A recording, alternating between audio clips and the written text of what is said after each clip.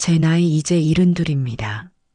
사람들은 이 나이가 되면 세상 모든 일에 무뎌지고 그저 흘러가는 대로 산다고들 하지만 저는 매일 아침 눈을 뜰 때마다 아직도 가슴 뛰는 자부심을 느낍니다. 제 평생이 고스란히 담긴 이 집 때문이지요. 마룻바닥을 딛는 발의 감촉, 벽을 타고 흐르는 아침 햇살의 무늬, 공기 중에 은은하게 밴 나무 향까지 이 집의 모든 것은 제 손으로 직접 매만지고 세운 것들입니다. 평생을 몫으로 살았습니다. 남들은 톱밥 날리는 고된 일이라 했지만 저는 거친 나무가 제 손에서 하나의 가구로, 하나의 공간으로 다시 태어나는 순간을 사랑했습니다. 제 아내가 살아있을 적에 우리는 이 터에다 우리만의 집을 짓자고 약속했습니다. 아내는 설계도를 그리고 저는 대패질을 했지요. 그렇게 꼬박 2년을 쏟아부어 완성한 이 2층 양옥집은 단순한 건물이 아니라 제 삶의 가장 단단한 나이테이자 아내와의 추억이 깃든 성전과도 같은 곳입니다. 아내가 먼저 세상을 떠난 후 저는 이 집과 하나뿐인 아들 진우를 버팀목 삼아 살아왔습니다. 1층 공방에서 나무를 만지며 슬픔을 달랬고 2층 살림집에서 아들을 키우며 희망을 보았습니다. 갓난쟁이였던 아이가 제 키를 훌쩍 넘고 이제는 번듯한 사업체를 운영하는 사장이 되었으니 이만하면 아버지로서의 소임은 다한 셈이라고 스스로를 다독이곤 했습니다. 아들 녀석이 제게는 이 집의 대들보만큼이나 든든한 존재였으니까요. 그날도 여느 때와 같은 아침이었습니다. 창틀에 내려앉은 먼지를 털어내고 아내가 아끼던 난초에 물을 주며 하루를 시작했지요. 그런데 아침 나절부터 휴대전화가 요란하게 울렸습니다. 아들이었습니다. 평소 같으면 저녁 무렵에나 무난 전화를 하던 녀석인데 이른 시간에 웬일인가 싶었지요. 아버지, 저 진우예요. 오늘 점심때 잠깐 찾아뵈어도 될까요? 수화기 너머로 들려오는 아들의 목소리가 어딘지 모르게 잠겨 있었습니다. 평소에 활기차고 자신감 넘치던 음성과는 사뭇 달랐습니다. 무슨 일이 있느냐 물으려다 입을 닫았습니다. 다 큰 아들의 일에 아비가 먼저 나서서 캐묻는 것은 도리가 아니지요. 그저 알았다. 조심히 오너라 하고 전화를 끊었습니다. 점심때가 되어 아들이 모습을 드러냈을 때 제 예감은 틀리지 않았음을 알 수 있었습니다. 값비싼 양복은 여전했지만 어깨가 축 처져 있었고 낯빛은 푸석했으며 저를 보고 짓는 미소는 억지로 끌어올린 듯 위태로워 보였습니다. 밥상은 차려두었지만 아들은 숟가락을 드는 둥 마는 둥 했습니다.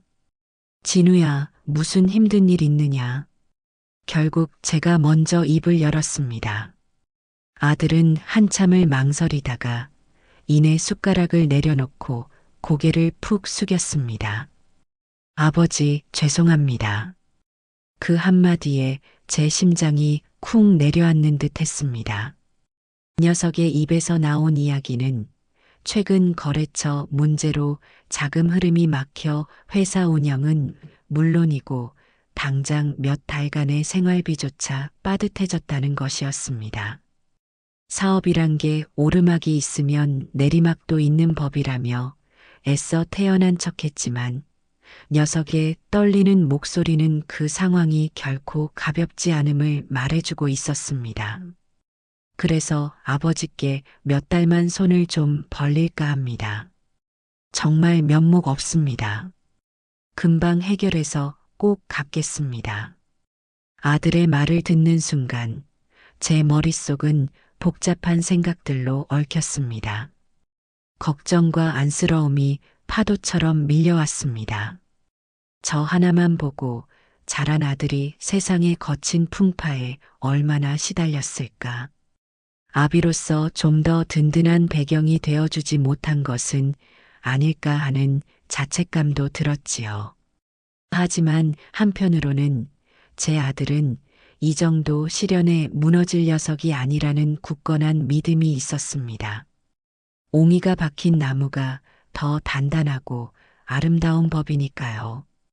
이 또한 제 아들이 더 큰 제목으로 성장하기 위한 과정일 터였습니다. 저는 아들의 자존심을 지켜주고 싶었습니다. 아비에게 돈 이야기를 꺼내기까지 얼마나 많은 밤을 고민하고 망설였을지 눈에 선했습니다. 여기서 제가 따져 묻거나 의심하는 모습을 보인다면 그것은 아들의 어깨에 더 무거운 짐을 지우는 일일 뿐입니다.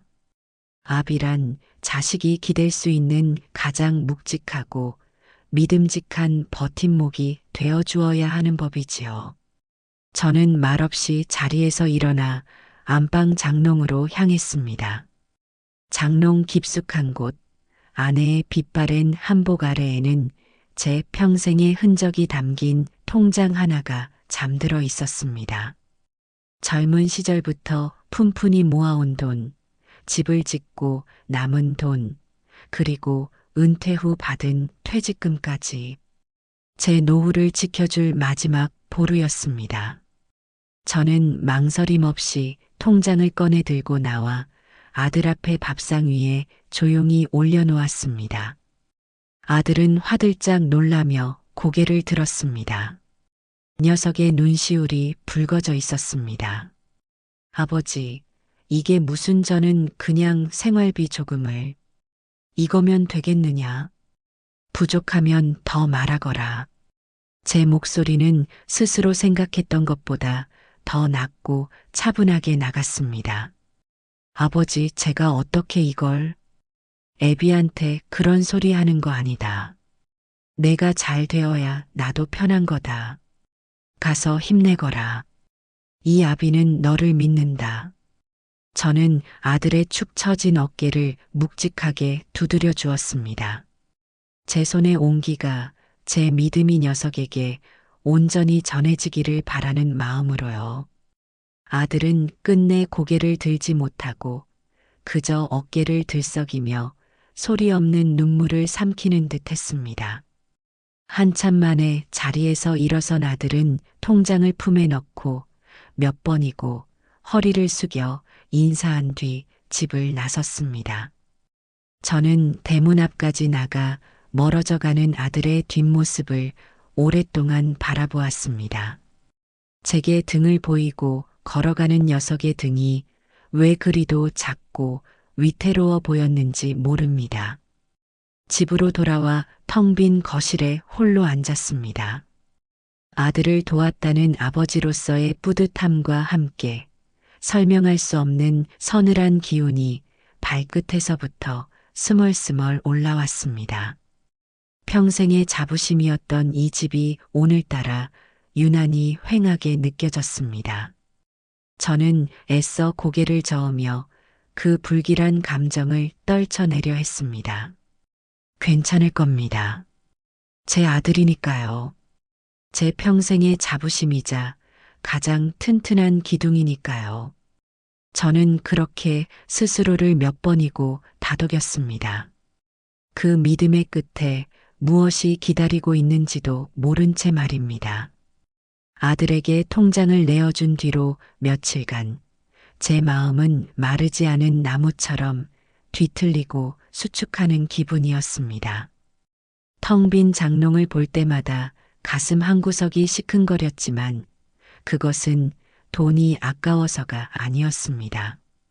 아들이 겪고 있을 고단함을 온전히 덜어주지 못했다는 아비로서의 무력감, 그리고 혹여나 녀석이 더 큰 어려움에 부딪히지는 않을까 하는 노파심 때문이었지요.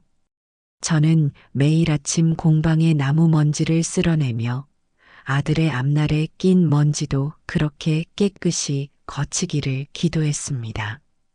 그러던 어느 주말 오후였습니다.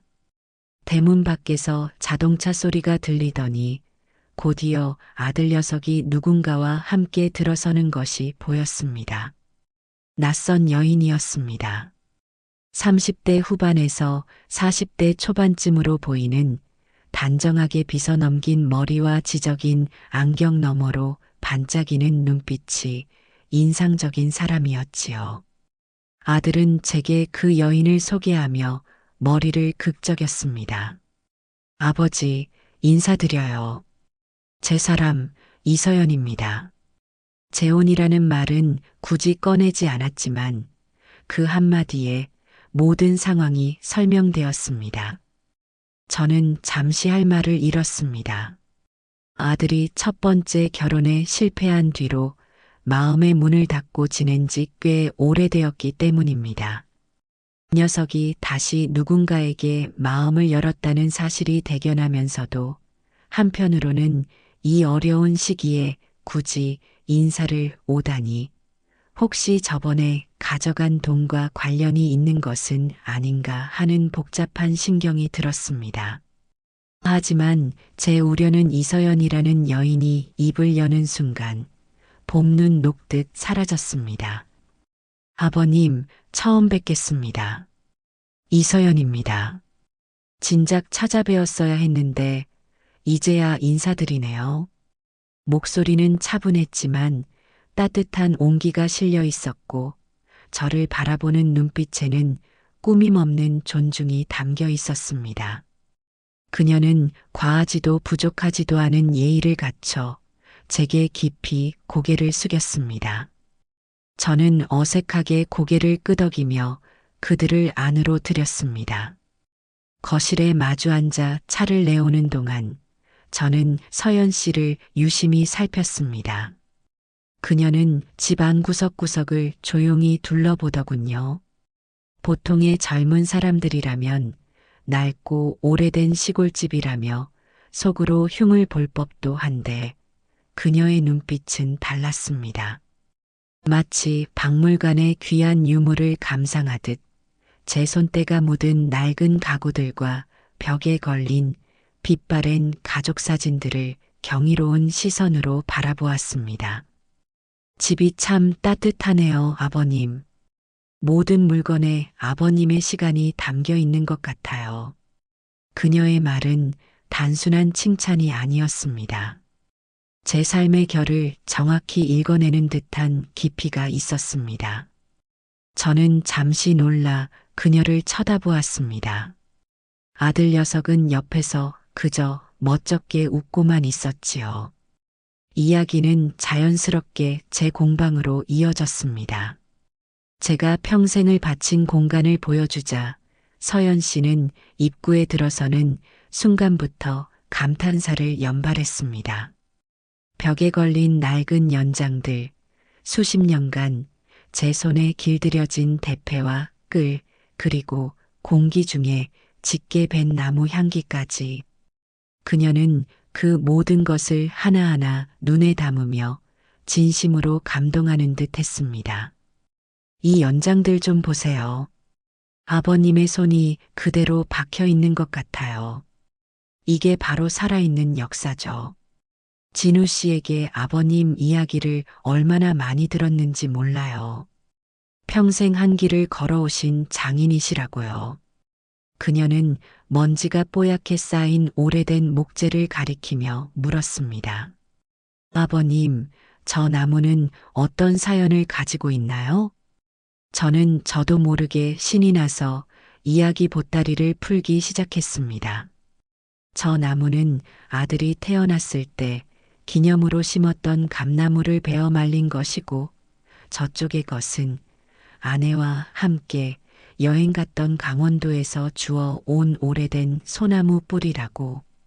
수십 년간 누구에게도 꺼내지 않았던 제 삶의 조각들을 저는 처음 만난 그 여인 앞에서 술술 털어놓고 있었습니다. 그녀는 제 이야기를 하나도 놓치지 않으려는 듯 진지한 눈빛으로 귀를 기울이며 연신 고개를 끄덕였습니다. 그 순간 저는 깨달았습니다. 이 사람은 내 아들의 짝이 될 자격이 충분한 사람이다. 단순히 아들의 배경이나 재산을 보고 만나는 사람이 아니라 그의 뿌리인 나를, 그리고 나의 삶을 진심으로 이해하고 존중하는 사람이라는 것을요. 아들이 이토록 현명하고 속 깊은 여인을 만났다니 어려운 상황 속에서도 한 줄기 빛을 만난 듯한 안도감이 밀려왔습니다. 저녁 식사를 함께하며 분위기는 더욱 화기애애해졌습니다. 서연 씨는 재무 컨설턴트 출신이라는 자신의 이력을 스스럼 없이 밝혔습니다. 제가 숫자 다루는 일을 오래 해서 그런지 좀 딱딱해 보일 수 있어요, 아버님. 그래도 속은 안 그렇답니다. 그녀는 웃으며 말했고 저는 손을 저으며 답했습니다. 아닐세.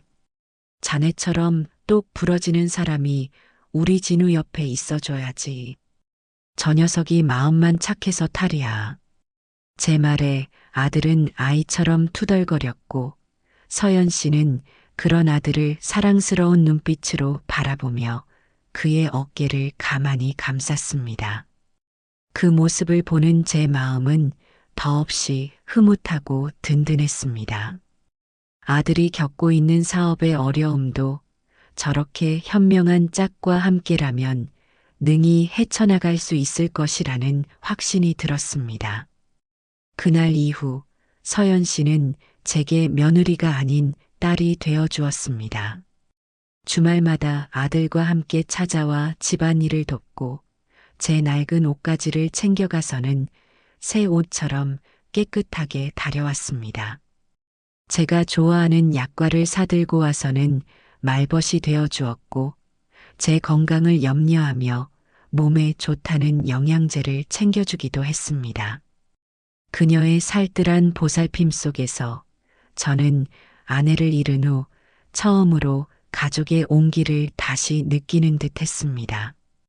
특히 저를 감동시킨 것은 그녀가 제 몫으로서의 삶을 존중해주는 방식이었습니다.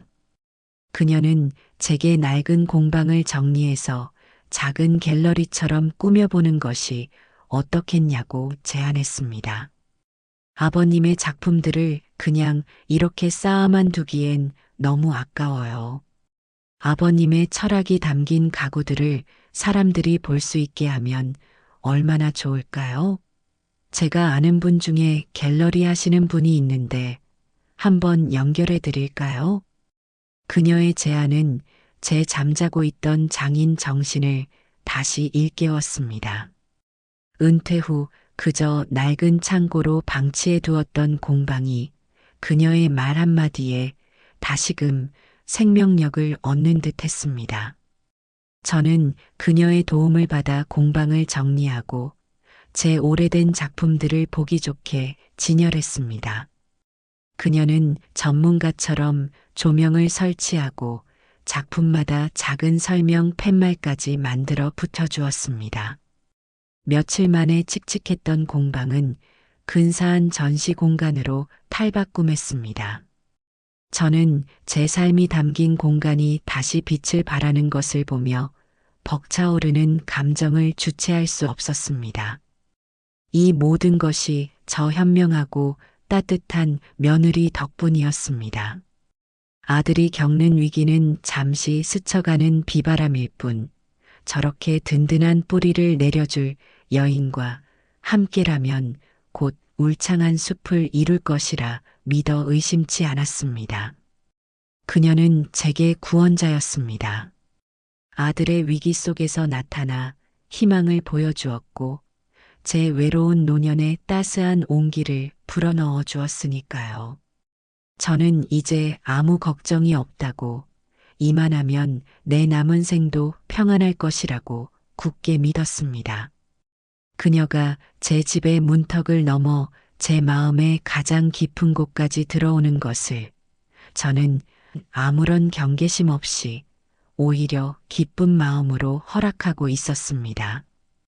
그것이 제 평생의 자부심을 송두리째 무너뜨릴 거대한 균열의 시작이라는 사실은 꿈에도 모른 채 말입니다.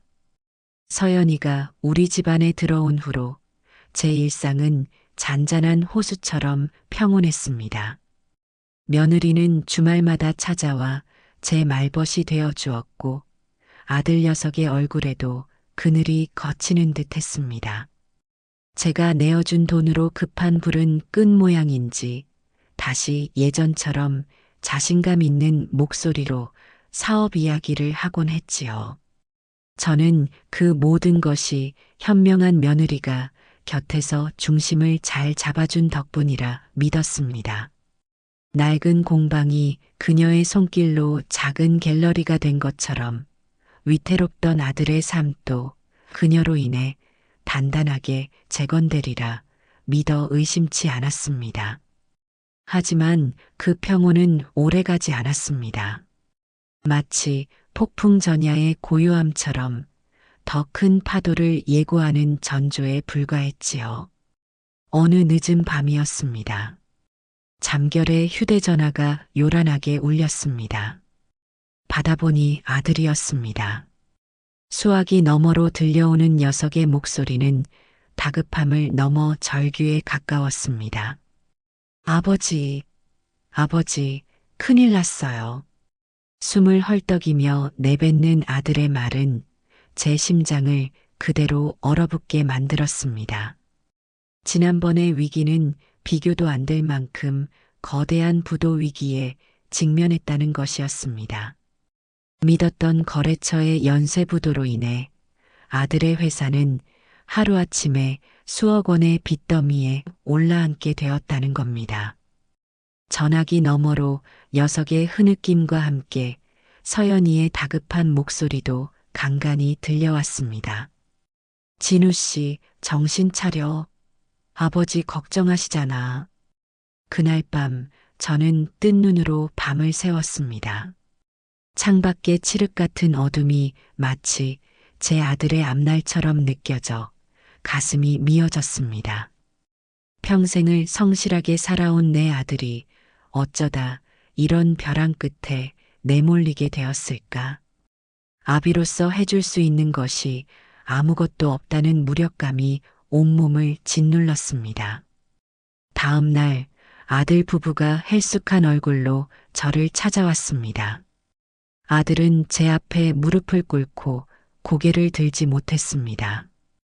그저 죄송합니다.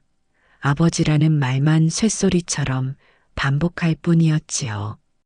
녀석의 어깨는 금방이라도 부서질 듯 가냘프게 떨리고 있었습니다. 그때 서연이가 아들의 어깨를 감싸며 조용히 입을 열었습니다. 그녀의 얼굴은 남편의 위기 앞에 슬픔으로 가득했지만 눈빛만은 흔들림 없이 이성적인 빛을 유지하고 있었습니다. 아버님, 이렇게 무너져 있을 수만은 없어요. 방법이 아주 없는 것은 아닙니다. 그녀의 단호한 목소리에 저와 아들의 시선이 동시에 그녀에게로 향했습니다. 그녀는 마치 숙련된 의사가 위급한 환자의 상태를 진단하듯 차분하고 논리적으로 현재 상황을 설명하기 시작했습니다. 지금 당장 필요한 자금, 막아야 할 어음, 그리고 앞으로의 회생 가능성까지 복잡한 숫자와 전문 용어들이 오갔지만 그녀의 설명은 절망적인 상황 속에서도 한 줄기 희망을 찾으려는 필사적인 노력이 담겨 있었습니다. 지금 저희가 가진 돈으로는 턱없이 부족해요. 은행에서 추가 대출을 받는 건 사실상 불가능하고요. 사채를 쓰는 건 저희 발로 지옥에 들어가는 것과 같아요. 그녀는 잠시 말을 멈추고 제 눈을 똑바로 바라보았습니다. 그 눈빛에는 결연한 의지와 함께 차마 입에 담기 어려운 말을 꺼내야 하는 며느리로서의 고뇌가 서려 있었습니다. 아버님, 방법이 딱 하나 있습니다. 아버님께서 도와주셔야만 가능한 유일한 방법입니다. 저는 직감했습니다. 그녀가 무엇을 말하려 하는지를. 제 심장이 쿵 하고 바닥으로 떨어지는 소리가 들리는 듯 했습니다. 아버님의 이 집과 공방을 담보로 활용하는 겁니다. 그 말이 나오는 순간 제 귀가 먹먹해졌습니다. 이 집, 아내와의 추억이 깃든 곳, 내 평생의 자부심이자 마지막 안식처, 이곳을 담보로 내놓으라니. 그것은 제 삶의 뿌리를 통째로 내어놓으라는 말과 같았습니다. 저는 저도 모르게 손을 내저었습니다. 그건 안 된다. 다른 건 몰라도 이 집은 안 돼.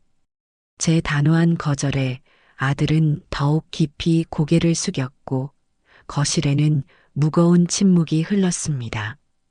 그때 서연이가 제 앞으로 한 걸음 더 다가와 무릎을 꿇었습니다.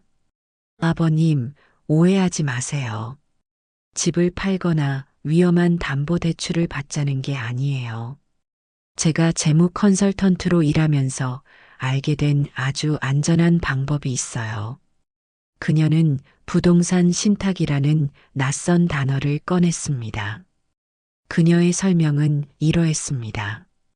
제 집과 공방의 소유권을 일시적으로 신탁회사에 맡기면 그 자산 가치를 인정받아 위험한 대출 없이도 안정적인 투자 수익을 발생시킬 수 있다는 것이었습니다. 그 수익금으로 아들의 부채를 막고 사업이 정상화되면 다시 소유권을 온전히 찾아올 수 있다는 이야기였지요. 이건 아버님의 소중한 자산을 지키면서 동시에 저희의 위기를 넘길 수 있는 최선의 방법이에요. 신탁 기간 동안 아버님은 지금처럼 이 집에서 편안하게 지내시면 되고요. 오히려 매달 안정적인 수익금까지 받으실 수 있어요. 아버님 노후에도 큰 도움이 될 거고요.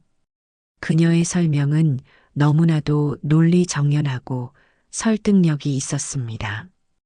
위험 부담은 최소화하고 모두가 상생할 수 있는 길처럼 들렸습니다. 그녀는 미리 준비해 온 듯한 두툼한 서류 뭉치를 제 앞에 펼쳐 보였습니다. 빼곡하게 들어찬 숫자와 그래프, 그리고 유수의 신탁회사 로고가 박힌 계약서들은 그녀의 말이 단순한 희망이 아니라 전문가의 분석에 기반한 현실적인 해결 책임을 증명하는 듯 했습니다. 저는 혼란스러웠습니다. 평생을 나무만 만지며 살아온 제게 부동산 신탁이니 투자 수익이니 하는 말들은 너무나도 생경하고 어렵게만 느껴졌습니다. 하지만 제 앞에 무릎 꿇고 있는 며느리의 간절한 눈빛과 그 옆에서 고개조차 들지 못하는 아들의 절망적인 모습을 외면할 수는 없었습니다. 아버님, 이건 저희를 살리는 일이기도 하지만 아버님의 남은 생을 더 편안하게 만들어 드리는 길이기도 해요. 저희가 아버님께 진 빚, 이렇게라도 갚게 해주세요. 제발. 서연이는 끝내 눈물을 보였습니다. 늘 당당하고 이성적이던 그녀가 흘리는 눈물은 제 마음의 가장 약한 부분을 파고들었습니다.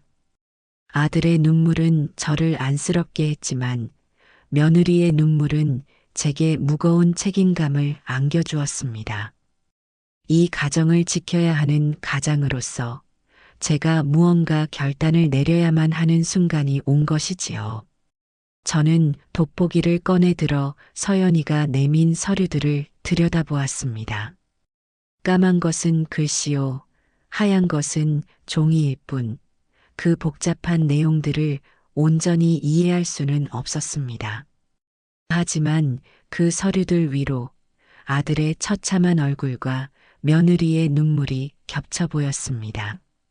내가 이 나이에 이 돈을 쥐고 있어 무엇 하겠는가. 자식이 저렇게 죽어가는데. 결국 저는 마음을 정했습니다. 평생을 지켜온 자부심도 아내와의 추억도 벼랑 끝에 선 자식의 목숨보다 중할 수는 없었습니다. 아비란 자식을 위해 자신의 모든 것을 내어줄 수 있어야 하는 존재이니까요. 알겠다.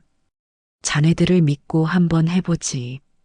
제 허락이 떨어지자 아들은 그제야 고개를 들고 저를 바라보았습니다. 녀석의 눈에는 미안함과 고마움이 뒤섞인 눈물이 가득 고여 있었습니다. 서연이는 감사합니다, 아버님. 정말 감사합니다. 를 연발하며 제 손을 꼭 잡았습니다. 그녀의 손은 차갑게 떨리고 있었지만 그 떨림은 제게 안도와 희망의 신호처럼 느껴졌습니다.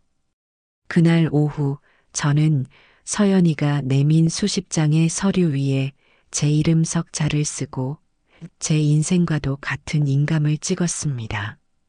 한자 한자 이름을 쓸 때마다, 도장을 찍을 때마다 손끝이 미세하게 떨려왔지만 저는 애써 외면했습니다.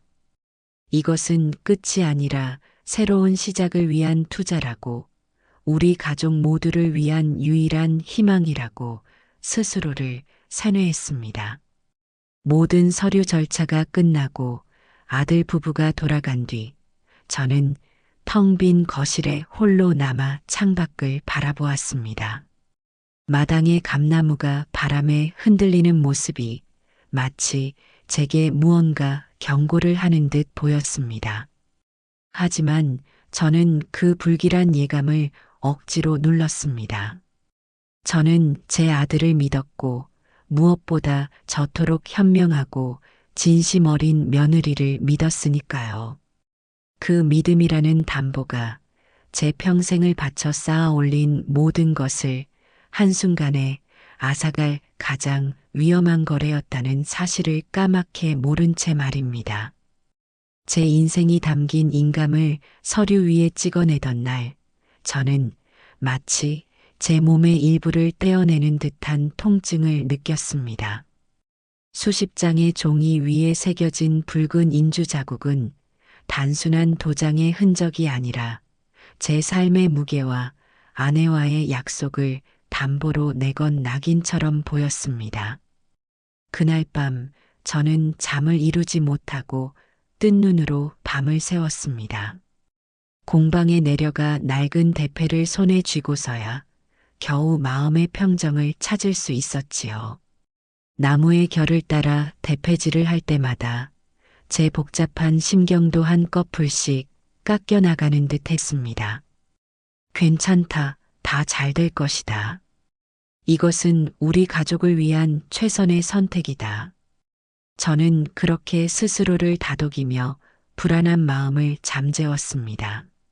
며칠 뒤 서연이에게서 전화가 왔습니다. 그녀의 목소리는 그 어느 때보다 밝고 활기찼습니다. 아버님, 모든 절차가 순조롭게 마무리되었어요. 아버님 덕분에 회사 급한 불은 다 껐고요. 이제 정말 다시 시작할 수 있게 됐어요. 정말 감사합니다.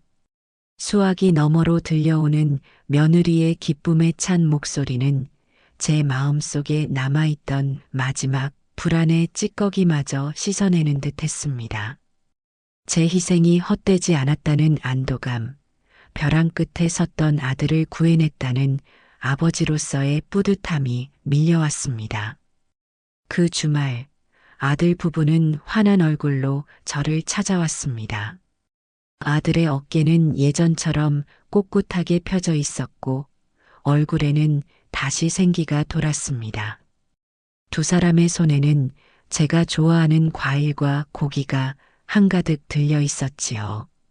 아버지, 이 모든 게 다 아버지 덕분입니다. 이 은혜 평생 잊지 않고 효도하며 갚겠습니다. 아들은 제 앞에 깊이 고개를 숙였고 서연이는 제 옆에 바싹 다가앉으며 하얀 봉투 하나를 조심스럽게 내밀었습니다. 아버님, 이거 받으세요. 약속드렸던 이번 달 투자 수익금이에요. 봉투 안에는 빳빳한 5만 원권 지폐가 두둑하게 들어 있었습니다. 제가 평생 일해서 벌던 월급보다도 훨씬 큰 금액이었습니다. 저는 손사래를 치며 거절했습니다. 됐다. 너희 쓰기도 바쁠 텐데 무슨. 나는 연금 나오는 걸로도 충분하다. 아니에요, 아버님. 이건 저희가 드리는 용돈이 아니라 아버님 자산에서 나온 정당한 수익이에요. 아버님께서 당연히 받으셔야 할 돈입니다. 앞으로 매달 이 날짜에 꼬박꼬박 챙겨드릴 테니 아무 걱정 마시고 편하게 쓰세요. 병원도 다니시고 친구분들 만나서 맛있는 것도 사드시고요. 서연이는 제 손에 억지로 봉투를 쥐어주며 신신당부했습니다. 그녀의 단호하면서도 사려 깊은 태도에 저는 더 이상 거절할 수가 없었습니다. 손에 들린 돈의 무게가 마치 우리 가족의 미래가 다시 단단해졌음을 증명하는 징표처럼 느껴졌습니다. 그날 이후 제 삶은 놀라울 정도로 평온해졌습니다. 서연이는 약속대로 매달 정확한 날짜의 투자 수익금이라며 두둑한 돈 봉투를 가져왔습니다. 처음에는 어색하고 미안한 마음에 받기를 주저했지만 그것도 몇 달이 지나자 익숙해졌습니다. 저는 그 돈으로 평소에는 망설였던 것들을 하기 시작했습니다.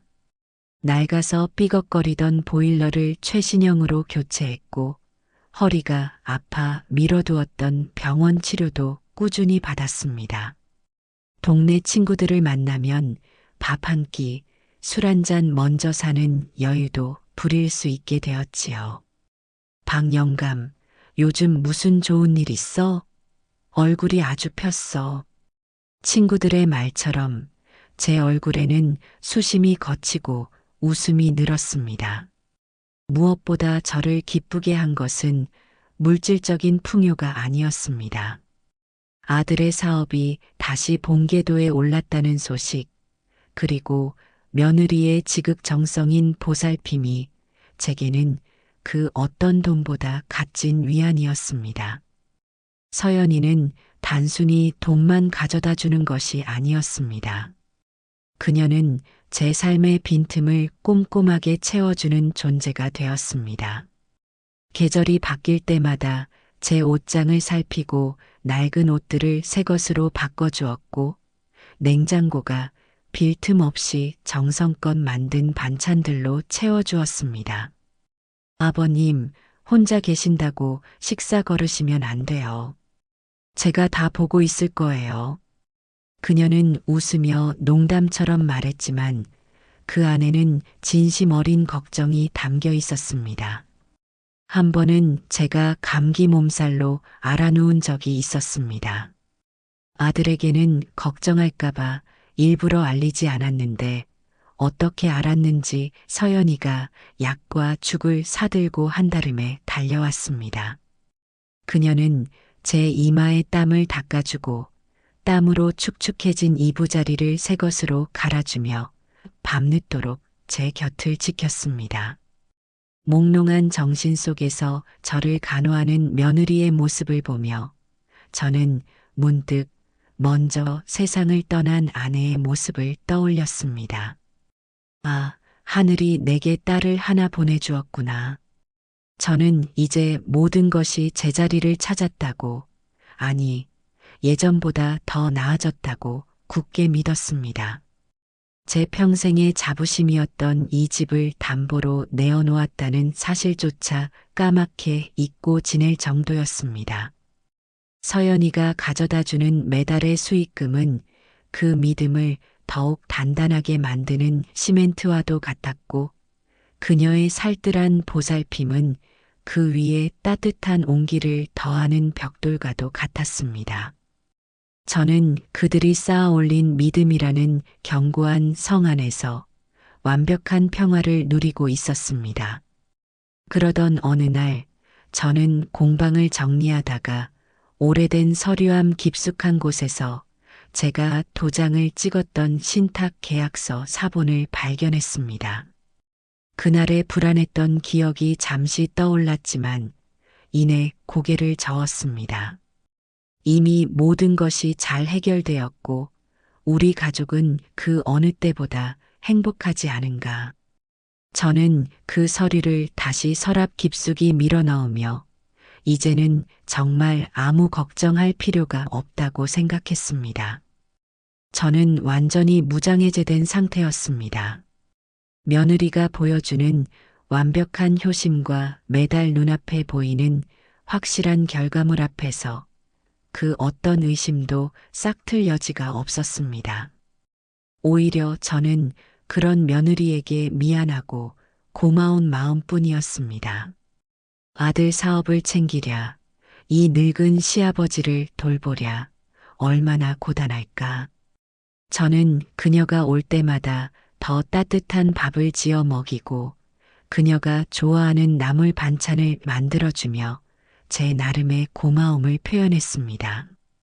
그녀는 제게 완벽한 며느리이자 딸이었고 노후의 든든한 구원자였습니다. 저는 그녀가 내민 믿음이라는 담보를 제 삶의 가장 안전한 자산이라 여기게 되었습니다. 그 단단해 보이는 성벽 아래 제 모든 것을 집어삼킬 거대한 균열이 소리 없이 벌어지고 있다는 사실은 꿈에도 상상하지 못한 채 말입니다. 제 손에 쥐어진 두둑한 돈 봉투가 사실은 제 집과 땅을 헐값에 팔아치운 대금의 일부였다는 것을 저는 까맣게 모르고 있었습니다. 그 평화는 제가 제 손으로 찍은 인감의 대가로 주어진 너무나도 비싸고 잔인한 대가였습니다. 평온한 날들이 계속되었습니다. 제 삶은 마치 잘 마른 목재처럼 뒤틀림 없이 안정된 상태를 유지하는 듯 했습니다. 매달 며느리가 가져다 주는 두둑한 봉투는 이제 일상의 당연한 일부가 되었고 저는 그 돈으로 친구들과 어울리거나 소소하게 집을 수리하며 노년의 여유를 만끽했습니다.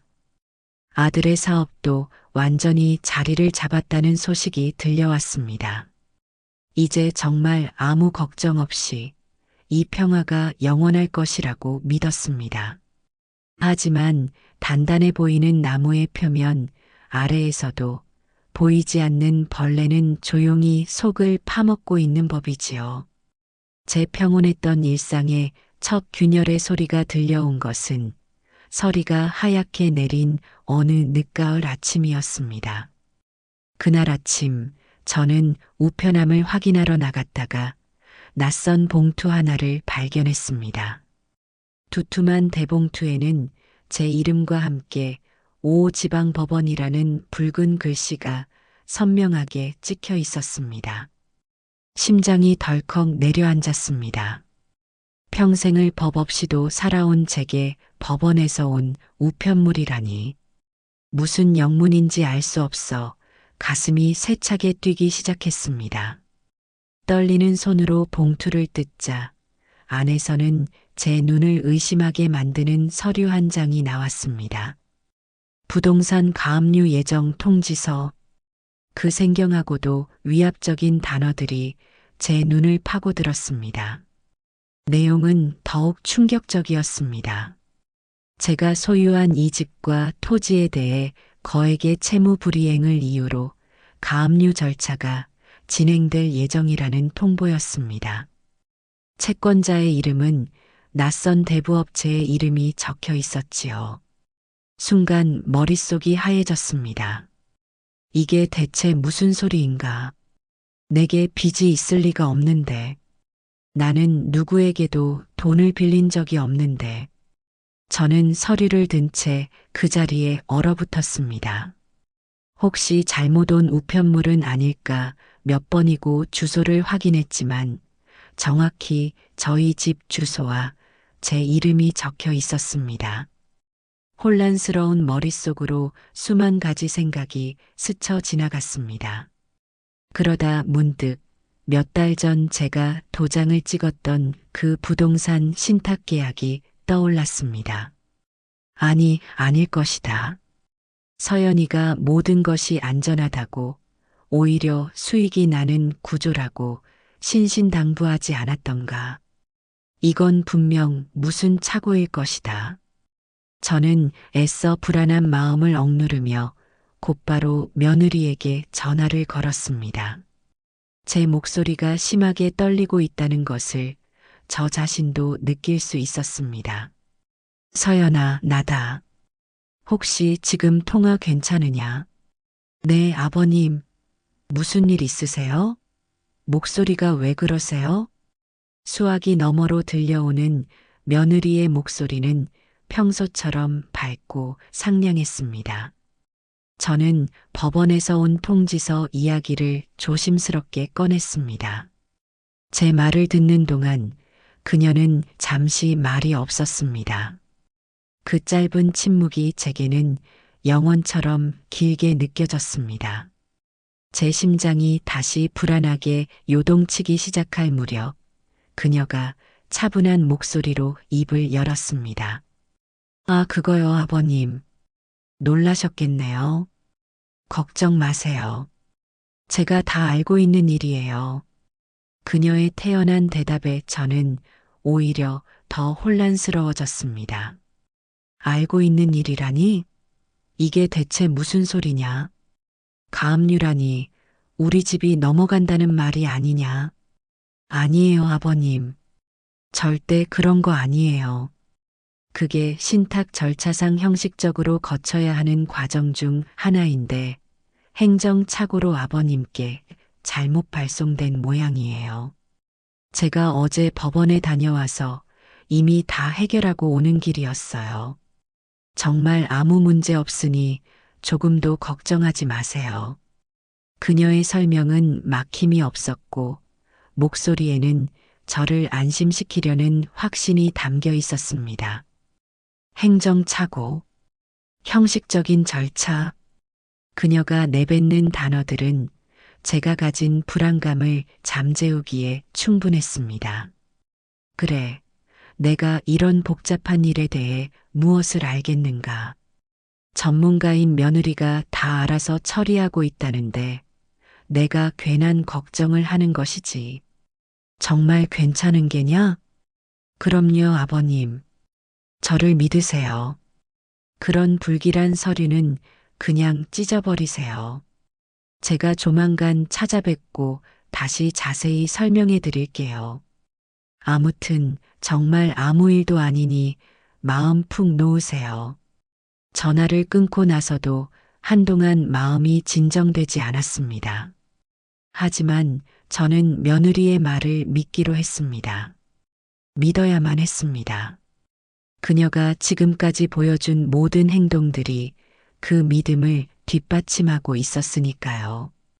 저는 그녀의 말대로 통지서를 갈기갈기 찢어 쓰레기통에 버렸습니다. 마치 그 종이 조각들과 함께 제 마음속의 불안감도 함께 버려지는 듯 했습니다. 하지만 한번 금이 간 신뢰는 쉽게 아물지 않는 법입니다. 그날 이후 제 마음 한구석에는 이전에는 없던 작은 돌멩이 하나가 걸린 듯한 꺼림칙한 기분이 자리 잡았습니다. 평소처럼 친구들을 만나 웃고 떠들면서도 문득문득 법원에서 온 그 서류의 섬뜩한 글자들이 눈앞에 어른거렸습니다. 밤에 잠을 자다가도 작은 소리에 깜짝 놀라 깨기 일쑤였고 우편함에 우편물이 쌓이는 것조차 괜히 신경이 쓰였습니다. 며칠 뒤 서연이는 약속대로 저를 찾아왔습니다. 그녀는 제게 복잡한 도표와 서류들을 보여주며 이번 일은 신탁 자산의 수익 구조를 변경하는 과정에서 발생한 사소한 해프닝이었다고 다시 한번 설명했습니다. 오히려 잘 된 거예요, 아버님. 이번에 구조를 더 안정적인 상품으로 변경해서 앞으로는 수익금이 지금보다 더 늘어날 거예요. 그녀는 웃으며 말했고 제 손에는 평소보다 더 두둑한 돈 봉투를 쥐어주었습니다. 그 빳빳한 지폐의 감촉은 제 마음속에 남은 마지막 의심마저 녹여버리는 듯 했습니다. 그래, 내가 너무 늙어서 의심만 많아진 게지. 이렇게 모든 것이 잘 돌아가고 있는데 내가 무슨 걱정을 한단 말인가. 저는 다시 예전의 평온을 되찾으려 애썼습니다. 며느리가 가져다 주는 돈으로 낡은 공방의 지붕을 수리하고 아내가 아끼던 마당의 감나무에 거름을 주며 일부러 다른 생각에 몰두했습니다. 하지만 제 의지와는 상관없이 제 삶에 단단했던 기반 어딘가에서 삐걱하는 소리가 들리는 듯한 기분을 지울 수가 없었습니다. 그것은 마치 잘 짜인 가구의 이음새 하나가 미세하게 어긋나기 시작할 때 나는 소리와도 같았습니다.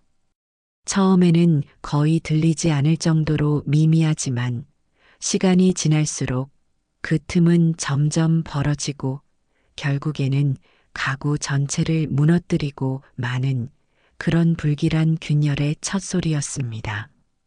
저는 그 소리를 들었지만 애써 외면했습니다. 제 평생의 자부심과 아들에 대한 믿음이 무너지는 것을 감당할 자신이 없었기 때문입니다.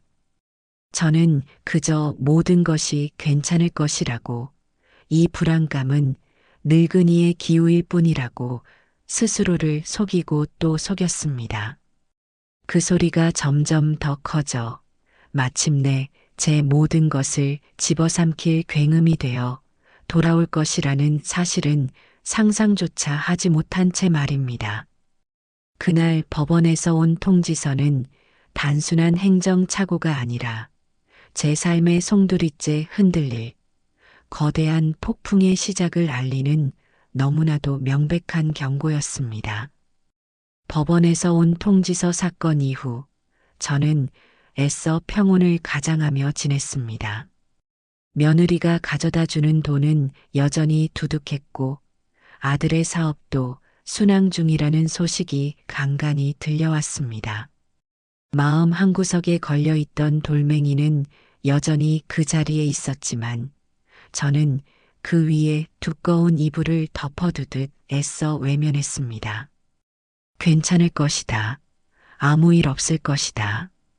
그 주문은 이제 제 자신을 속이기 위한 방어기제가 되어버렸습니다.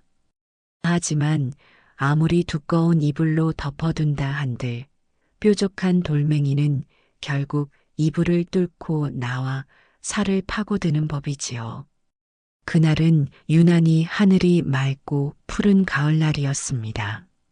저는 오랜만에 공방 대청소를 하고 있었습니다. 톱밥 먼지를 털어내고 낡은 연장들의 기름칠을 하며 마음의 평화를 찾고 있었지요. 그때였습니다. 대문 밖에서 서너 명의 남자들이 웅성거리는 소리가 들려왔습니다. 동네 사람들이려니 하고 무심코 창밖을 내다본 순간 저는 제 눈을 의심했습니다. 그들은 동네 주민이 아니었습니다. 굳은 표정의 낯선 사내들이 저희 집 대문을 뚫어져라 쳐다보며 무언가 이야기를 나누고 있었습니다. 불길한 예감에 심장이 철렁 내려앉았습니다. 저는 하던 일을 멈추고 조심스럽게 대문으로 다가갔습니다. 제가 문을 열고 나서자 그중 가장 앞서 있던 남자가 저를 위아래로 훑어보며 물었습니다. 여기가 박만수 씨 댁 맞습니까? 그의 목소리는 차갑고 건조했습니다. 저는 저도 모르게 뒷걸음질 치며 겨우 고개를 끄덕였습니다. 그러자 남자는 들고 있던 서류철을 펼쳐 보이며 기계적인 목소리로 말했습니다. 법원에서 나왔습니다. 채무 불이행에 따른 부동산 압류 집행을 실시하겠습니다. 압류 집행. 그 단어가 망치처럼 제 머리를 내리쳤습니다. 지난번에 가압류 예정 통지서와는 차원이 다른 서늘하고도 폭력적인 단어였습니다. 무슨 소리요? 착오가 있는 모양인데 모든 것이 다 해결되었다고 했소. 제 목소리는 공포와 분노로 심하게 떨렸습니다. 하지만 남자는 제 말을 들은 척도 하지 않았습니다.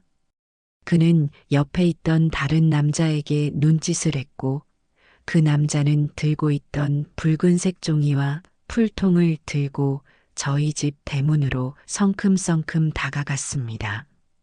안 돼. 멈추시오. 이게 무슨 짓들이오? 저는 필사적으로 그들을 막아서려 했습니다. 하지만 제 늙고 쇠약한 몸은 젊은 장정들의 상대가 되지 못했습니다. 한 남자가 제 팔을 거칠게 붙잡았고 저는 속수무책으로 그 자리에 주저앉고 말았습니다.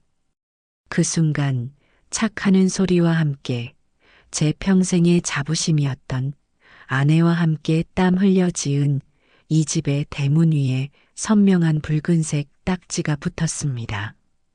압류라는 두 글자가 검고 굵은 글씨로 새겨진 그 흉흉한 붉은 딱지. 그것은 단순한 종이 한 장이 아니었습니다. 제 삶 전체를 부정하고 제 존재의 근간을 뒤흔드는 사형 선고와도 같았습니다. 저는 그 붉은 딱지를 망연자실하게 바라보았습니다. 머릿속이 텅 비어 아무 생각도 나지 않았습니다. 세상의 모든 소리가 멀어지고 오직 제 심장이 미친 듯이 울리는 소리만이 귓가를 맴돌았습니다. 집행관들이 돌아간 뒤에도 저는 한참 동안 그 자리에 주저앉아 있었습니다. 차가운 시멘트 바닥의 냉기가 온몸으로 스며들었지만 그것을 느낄 겨를조차 없었습니다. 제 눈에는 오직 대문에 붙은 저 붉은 낙인만이 보일 뿐이었습니다. 아내와의 약속, 아들과의 추억, 제 평생의 땀과 눈물이 깃든 이 집이 이제 더 이상 제 것이 아니라고 말하고 있었습니다. 얼마나 지났을까? 정신을 차리고 비틀거리며 집 안으로 들어왔습니다. 가장 먼저 며느리에게 전화를 걸어야 한다는 생각뿐이었습니다. 그녀라면 이 말도 안 되는 상황을 설명해 줄 수 있을 것이다. 이것 또한 지난번처럼 사소한 착오일 것이라고 그녀의 차분한 목소리로 저를 안심시켜 줄 것이라고 저는 마지막 남은 신락 같은 희망을 붙잡고 있었습니다. 전화는 금방 연결되었습니다. 하지만 수화기 너머로 들려온 것은 며느리의 목소리가 아니라 아들의 흐느낌이었습니다. 아버지, 죄송합니다. 다 끝났어요. 녀석의 목소리는 절망 그 자체였습니다. 저는 다급하게 물었습니다. 진우야, 이게 대체 어찌된 일이냐? 서연이는 어디 있느냐? 집에 웬 붉은 딱지가 붙었어? 한참의 침묵 끝에 아들은 떨리는 목소리로 모든 것을 털어놓았습니다. 그가 한 이야기는 제 마지막 희망마저 산산조각 내는 끔찍한 진실이었습니다. 부동산 신탁 투자는 처음부터 실패했고 원금은커녕 빚만 눈덩이처럼 불어났다는 것이었습니다. 그동안 제게 가져다준 투자 수익금은 사실 투자 수익이 아니라 제 집을 담보로 받은 불법 대출금의 일부였다는 충격적인 고백이었습니다. 그럼 서연이는 이 모든 걸 알고 있었단 말이냐? 네. 서연 씨는 최선을 다했어요, 아버지. 어떻게든 막아보려고 끝까지 애썼어요. 하지만 결국 이렇게 되고 말았어요. 죄송합니다, 아버지. 제가 다 망쳤습니다. 아들은 모든 것을 자신의 탓으로 돌리며 오열했습니다. 하지만 제 귀에는 그의 말보다 그의 말 속에 숨겨진 진실이 더 선명하게 들렸습니다. 서연 씨는 최선을 다했다. 그 말은 이 모든 파국의 중심에 며느리가 있었음을 인정하는 것과 다름없었습니다. 그동안 제가 믿어왔던 모든 것이, 그녀가 쌓아 올렸던 완벽한 믿음의 성이 한순간에 모래성처럼 무너져 내렸습니다. 그녀의 상냥한 미소, 사려 깊은 말들, 지극정성이었던 보살핌, 그 모든 것이 저를 안심시키고 제 눈을 가리기 위한 정교한 연극이었다는 말인가. 제게 쥐어주었던 두둑한 돈 봉투는 제 집을 팔아넘긴 대가로 던져준 동정의 대가였단 말인가. 배신감. 그 단어로는 도저히 표현할 수 없는 온몸의 피가 거꾸로 솟는 듯한 분노와 절망이 저를 덮쳤습니다. 저는 전화기를 든 채 그대로 바닥에 쓰러졌습니다. 눈앞이 캄캄해지고 숨이 쉬어지지 않았습니다. 아내의 얼굴이 젊은 시절 함께 못을 박고 페인트 칠을 하던 우리의 웃음소리가 눈앞을 스쳐 지나갔습니다. 지켜주지 못했다는 죄책감, 어리석게 쏘가 넘어간 제 자신에 대한 혐오감, 그리고 아들과 며느리에 대한 참을 수 없는 원망이 뒤섞여 제 속을 헤집었습니다. 그 순간 저는 깨달았습니다. 이것은 단순한 투자 실패가 아니다. 이것은 처음부터 계획된 너무나도 치밀하고 잔인한 사기극이었다. 제 아들의 무능과 절박함을 이용하고 이 늙은이의 무지와 믿음을 담보로 삼아 제 평생을 통째로 집어삼킨 끔찍한 약탈이었습니다. 저는 더 이상 울음조차 나오지 않았습니다. 눈물은 슬플 때나 나오는 것이지, 이처럼 모든 것이 무너져 내린 잿더미 위에서는 아무런 의미가 없었습니다. 저는 텅 빈 눈으로 거실벽에 걸린 아내의 사진을 바라보았습니다. 사진 속 아내는 여전히 온화한 미소로 저를 보고 있었습니다. 그 미소가 마치 여보, 이제 정신 차리세요. 당신은 무너지면 안 돼요. 라고 말하는 듯 했습니다. 그래, 무너질 수 없다. 이대로 모든 것을 포기할 수는 없다. 저들이 내 집을 빼앗고 내 믿음을 짓밟았지만 내 인생 전부를 내어줄 수는 없다. 저는 비틀거리며 자리에서 일어났습니다. 제 안에서 무언가 차갑고 단단한 것이 솟아오르는 것을 느꼈습니다. 그것은 평생을 나무와 씨름하며 단련된 목수에 꺾이지 않는 마지막 자존심이었습니다. 저는 대문으로 걸어 나갔습니다. 그리고 제 눈을 멀게 했던, 제 삶을 모욕했던 그 흉흉한 붉은 딱지를 맨손으로 거칠게 뜯어냈습니다. 붉은 종이가 찢겨나가며 그 뒤에 감춰져 있던 제 집의 상처 입은 나뭇결이 드러났습니다. 저는 그 차가운 나뭇결을 가만히 쓸어보았습니다. 그리고 조용히 다짐했습니다. 빼앗긴 것은 반드시 되찾을 것이다. 나를 기만한 자들에게는 반드시 그 대가를 치르게 할 것이다. 그날 평생을 나무처럼 묵묵히 살아온 한 늙은 목수의 눈에서 처음으로 불꽃이 타오르기 시작했습니다. 그것은 복수를 향한 조용하고도 강인한 반격의 시작을 알리는 불꽃이었습니다. 대문에 붙었던 붉은 딱지를 찢어버린 그날 밤, 저는 뜬 눈으로 밤을 새웠습니다.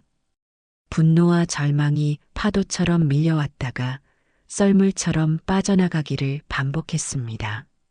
잿더미가 된 마음 속에서 그러나 꺼지지 않는 불씨 하나가 남아 있었습니다.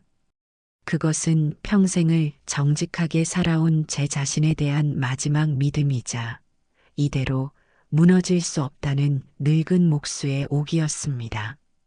슬픔에 잠겨 있을 시간은 없었습니다. 저들이 파놓은 함정의 깊이를 가늠하고 그곳에서 빠져나갈 길을 찾아야만 했습니다. 다음 날 아침 저는 동이 트자마자 옷을 챙겨 입고 집을 나섰습니다. 아들에게는 연락하지 않았습니다. 녀석의 오열 섞인 목소리를 다시 듣고 싶지도 않았고, 이제는 그 누구도 믿을 수 없었습니다. 제 발길이 향한 곳은 수십 년 지기 친구 김철민의 집이었습니다. 철민이는 은행 지점장까지 지내고 은퇴한 저와는 달리 숫자와 서류에 밝은 친구입니다. 평생을 나무만 만지며 살아온 제가 기댈 수 있는 유일한 사람이었지요. 초인종을 누르자 잠이 덜 깬 얼굴의 철민이가 문을 열어주었습니다. 제 헬쑥한 몰골과 퀭한 눈을 보더니 녀석은 아무 말 없이 저를 안으로 들였습니다. 따뜻한 차 한 잔을 내어주는 친구 앞에서 저는 지난 몇 달간 있었던 모든 일을 어렵게 털어놓았습니다. 며느리의 상냥한 얼굴, 두둑했던 돈 봉투, 그리고 마지막에 날아든 붉은 딱지까지. 제 이야기가 길어질수록 철민이의 표정은 점점 더 굳어져 갔습니다. 이런 멍청한 놈. 그걸 그대로 믿었단 말이냐. 모든 이야기를 들은 철민이는 혀를 차며 저를 나무랐습니다. 하지만 그의 눈빛에는 책망보다 안타까움이 더 크게 담겨 있었습니다. 계약서 사본 가지고 있는 거 있느냐? 저는 고개를 끄덕이며 며칠 전 공방에서 발견했던 그 서류 뭉치를 내밀었습니다. 철민이는 돋보기를 꺼내 들고 제가 이해할 수 없었던 그 까만 글씨들을 꼼꼼하게 읽어 내려가기 시작했습니다. 저는 그저 마른 침을 삼키며 친구의 입만 바라보고 있었습니다. 시간이 흐를수록 철민이의 미간에는 깊은 주름이 새겨졌습니다. 만수야, 이건 단순한 부동산 신탁 계약이 아니다. 한참 만에 입을 연 철민이의 목소리는 그 어느 때보다 무겁고 진지했습니다. 이건 담보신탁과 수익권 증서를 교묘하게 섞어놓은 아주 악질적인 계약서다. 내 집의 소유권을 신탁회사에 넘기는 동시에 그 집에서 발생하는 모든 수익 권한을 내 며느리가 지정한 법인에 양도한다는 내용이 포함되어 있어. 심지어 채무 불이행 시에는 신탁회사가 임의로 부동산을 처분할 수 있다는 독소 조항까지 들어있다. 철민이의 설명을 듣는 순간 저는 온몸에 힘이 빠져나가는 것을 느꼈습니다. 제가 찍은 도장 하나가 제 집의 소유권뿐만 아니라 그 집을 처분할 권리까지 송두리째 남의 손에 넘겨버린 것이었습니다. 그 법인이라는 곳, 혹시 이름이 뭐냐? 서현 자산관리라고 되어 있구나. 며느리의 이름이 들어간 그 유령 회사의 이름은 제 가슴에 박힌 마지막 비수였습니다. 이것은 우발적인 사고가 아니라 처음부터 저를 목표로 설계된 완벽한 사기극이었음을 확인하는 순간이었습니다. 방법이 없겠느냐? 제 목소리는 신라처럼 가늘게 떨렸습니다. 철민이는 잠시 저를 바라보더니 결심한 듯 자리에서 일어났습니다. 포기하기엔 이르다. 상대가 너무 치밀하게 준비했지만 완벽한 범죄는 없는 법이다. 흔적은 반드시 남아있게 마련이야. 정신 똑바로 차려라, 박만수. 지금부터는 전쟁이다. 그날부터 저와 철민이의 조용한 반격이 시작되었습니다. 우리는 마치 거대한 나무의 뿌리를 추적하듯 이 사기극의 실체를 파헤치기 시작했습니다. 철민이는 은행 지점장 시절의 인맥을 총동원해 서현 자산관리라는 법인의 실체를 추적했고, 저는 목수가 나무의 결을 읽듯 제가 기억하는 모든 대화와 사건의 조각들을 맞추어 나갔습니다. 가장 먼저 한 일은 며느리가 제게 건넸던 투자 수익금의 출처를 확인하는 것이었습니다.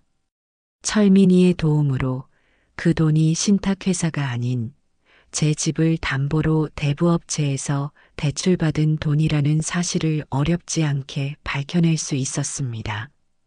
대출 계약서에는 제 인감이 아닌 교묘하게 위조된 서명이 사용되었습니다. 다음은 며느리가 제게 보여주었던 그럴듯한 투자 제안서와 수익 보고서였습니다. 저는 그녀가 했던 모든 말을 기억나는 대로 종이에 적었습니다.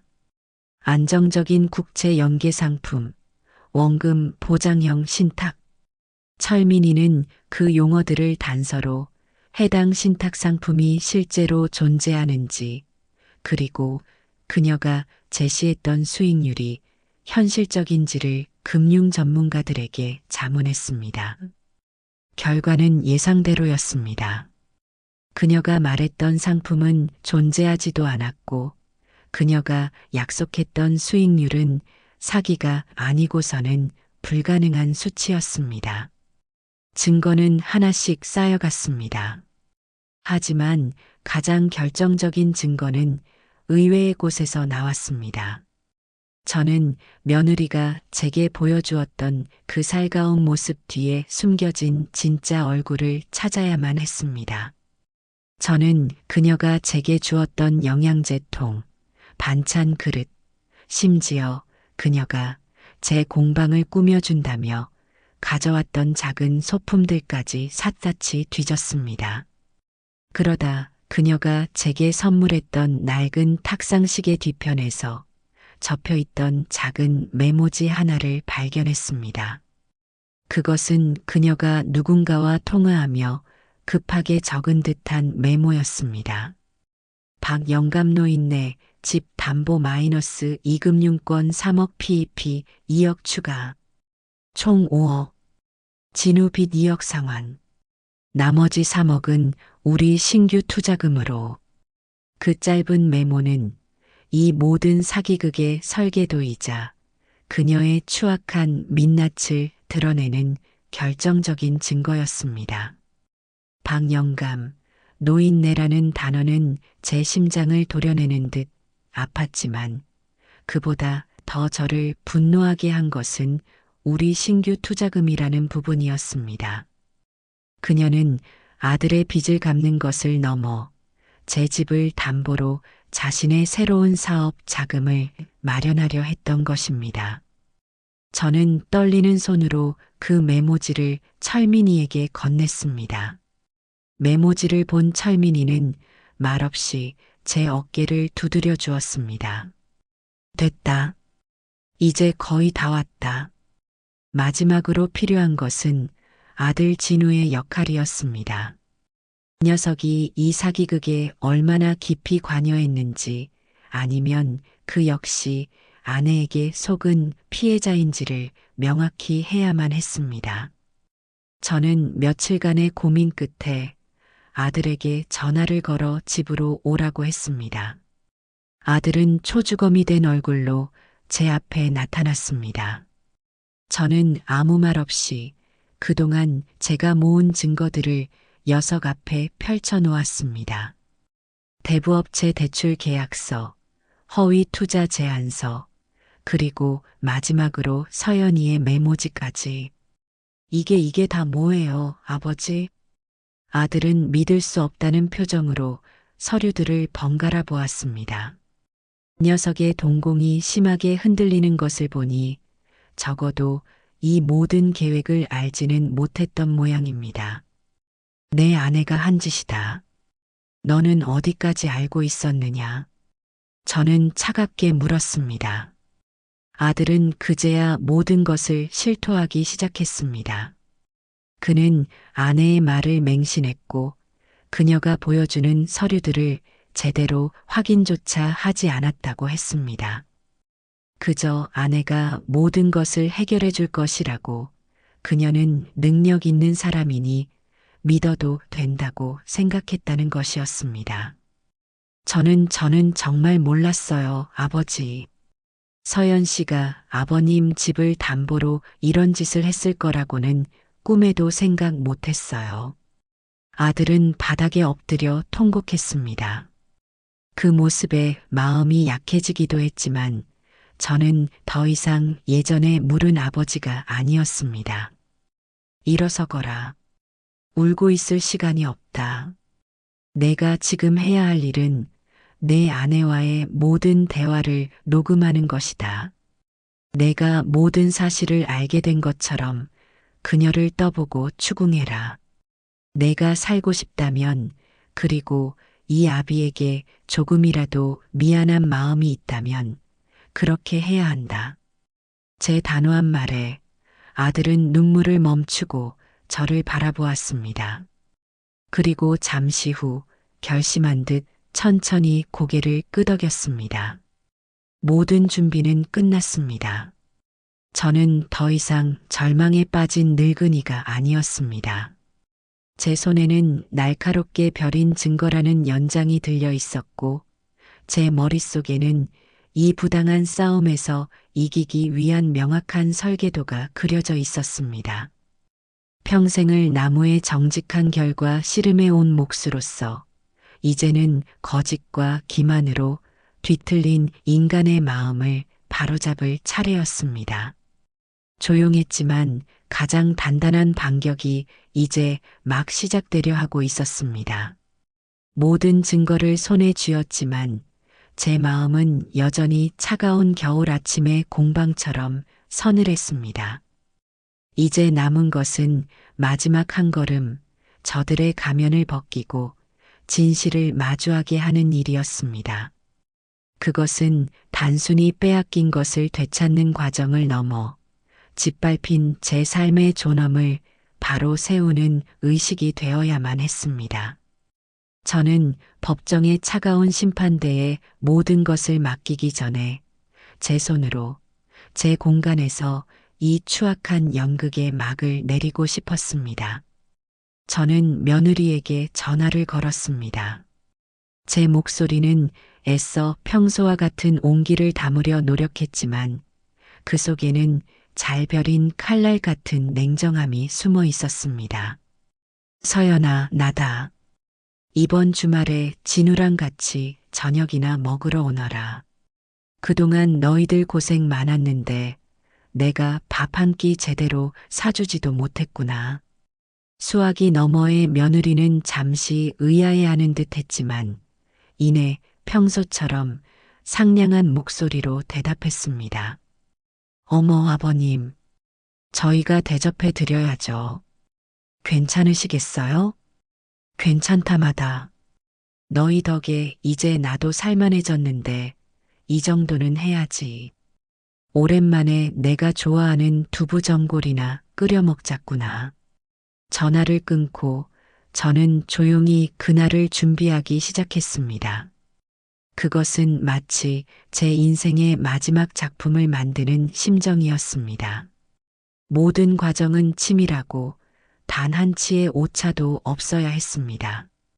약속한 주말 저녁 아들 부부가 예전처럼 과일 바구니를 들고 집으로 들어섰습니다. 며느리의 얼굴에는 늘 그렇듯 온화하고 걱정스러운 미소가 걸려 있었습니다.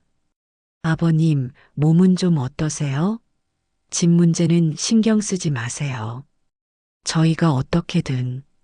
저는 그녀의 말을 부드럽게 끊었습니다. 괜찮다. 다 괜찮아. 일단 밥부터 먹자. 시장이 반찬 아니겠느냐. 저는 아무 일도 없었다는 듯 그들을 식탁으로 이끌었습니다. 식탁 위에는 김이 모락모락 나는 두부전골과 제가 정성껏 만든 몇 가지 나물 반찬이 차려져 있었습니다. 마지막이 될지도 모르는 저녁 식사. 저는 이 순간을 온전히 제 기억 속에 새겨두고 싶었습니다. 식사는 무거운 침묵 속에서 이어졌습니다. 아들은 죄인처럼 고개를 숙인 채 밥알만 세고 있었고, 며느리는 어색한 분위기를 깨려는 듯 애써 밝은 목소리로 말을 걸어왔습니다. 아버님, 이 나물 정말 맛있네요. 역시 아버님 손맛은 아무도 못 따라가요. 저는 그저 옅은 미소로 대답할 뿐이었습니다. 그녀의 모든 말과 행동이 이제는 잘 짜인 각본처럼 느껴져 역겨움이 치밀었지만 저는 평정심을 잃지 않았습니다. 대패질을 할 때 마지막 한 번의 섬세한 손길이 작품의 성패를 가르듯 지금은 감정을 드러낼 때가 아니었습니다. 어색한 식사가 끝나고 제가 숭늉을 내오자 며느리가 드디어 본론을 꺼냈습니다. 아버님, 집 문제는 저희가 다른 투자처를 알아보고 있어요. 어떻게든 아버님 집은 지킬 수 있도록. 저는 숭늉 그릇을 내려놓으며 그녀의 말을 다시 한번 가로막았습니다. 그 이야기는 잠시 뒤에 하자꾸나. 그 전에 너희에게 보여줄 것이 있다. 저는 자리에서 일어나 공방으로 향했습니다. 그리고 그곳에 숨겨두었던 서류 뭉치를 들고 나왔습니다. 그것은 단순한 종이 뭉치가 아니었습니다. 그 안에는 그녀의 사기 행각을 증명하는 모든 증거, 즉, 제 목숨을 걸고 모은 진실의 조각들이 담겨 있었습니다. 저는 서류 뭉치를 식탁 위에 조용히 펼쳐 놓았습니다. 가장 위에는 그녀가 제 집을 담보로 대부업체에서 대출을 받은 계약서 사본이 놓여 있었습니다. 서연아, 나는 평생 누구에게 돈을 빌려본 적이 없는데 내 이름으로 이런 빚이 생겼더구나. 어찌된 일이냐? 제 차분한 질문에 며느리의 얼굴에서 미소가 순식간에 사라졌습니다. 그녀의 눈동자가 당황으로 흔들리는 것이 똑똑히 보였습니다. 아, 아버님, 그건 회사를 살리기 위해 어쩔 수 없이 제가 나중에 다 해결하려고 했어요. 그녀는 당황하면서도 재빨리 변명을 늘어놓았습니다. 저는 다음 서류를 그 위에 겹쳐 놓았습니다. 그녀가 만들었던 허위 투자 제안서와 그것이 모두 거짓임을 증명하는 금융 전문가의 소견서였습니다. 내가 말했던 안전한 국채 연계 상품이라는 것은 이 세상에 존재하지 않는 상품이라더구나. 내가 약속했던 수익률 또한 사기가 아니고서는 불가능한 수치라고 하고 며느리의 얼굴이 점점 하얗게 질려갔습니다. 그녀는 더 이상 말을 잇지 못하고 입술만 파르르 떨고 있었습니다. 아들은 차마 고개를 들지 못하고 어깨를 들썩였습니다. 저는 마지막 증거를 꺼내 들었습니다. 그녀의 필체가 선명하게 남아있는 그 작은 메모지였습니다. 저는 그것을 식탁 중앙에 놓으며 나지막하지만 단호한 목소리로 물었습니다. 이 돈으로 너희는 어디에 집을 샀더냐? 메모지에 적힌 우리 신규 투자금이라는 글자를 본 순간 며느리는 와르르 무너져 내렸습니다. 그녀가 애써 쌓아 올렸던 위선과 거짓의 성벽이 한순간에 허물어지는 순간이었습니다. 그녀는 더 이상 변명조차 하지 못했습니다. 그저 멍한 눈으로 저와 서류들을 번갈아 볼 뿐이었습니다. 어떻게 이걸? 그녀의 목소리는 거의 들리지 않을 정도로 작게 떨렸습니다. 저는 그녀를 똑바로 바라보며 말했습니다. 내가 나를 박영감, 노인네라고 부르며 내 평생이 담긴 이 집을 담보로 너희의 욕심을 채우려 했을 때 나는 내게 온 마음을 다해 밥을 지어 먹이고 있었다. 내가 나를 기만하며 건넨 돈으로 병원 치료를 받을 때 나는 내 건강을 걱정하며 따뜻한 차를 끓여주었지. 너는 내 믿음을 이용했지만 나는 너를 진심으로 가족이라 여겼다. 제 목소리는 떨리지 않았습니다. 모든 감정이 씻겨나간 자리에는 차가운 진실의 무게만이 남아 있었습니다. 나는 평생을 나무와 함께 살았다. 나무는 정직하다.